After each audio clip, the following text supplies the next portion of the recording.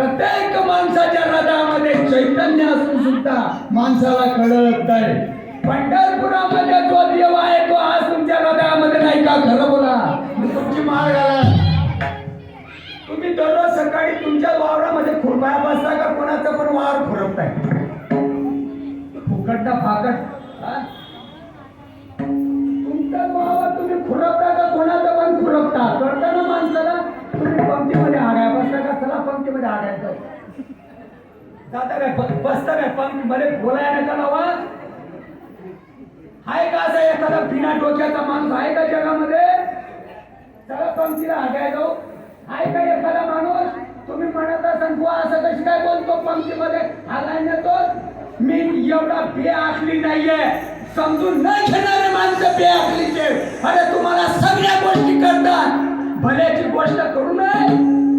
कमळाच्या पाकळीमध्ये मकरंद असून सुद्धा भेटकाला समजत नाही.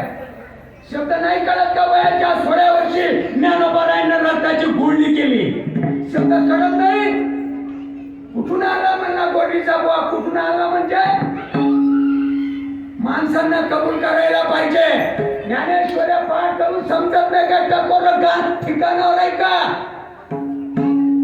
का कमलकंद आणि ददुरी नांदणूक एकीची घरी परी परा गुसेवीचे भ्रमरी याला चिवला चिवरे.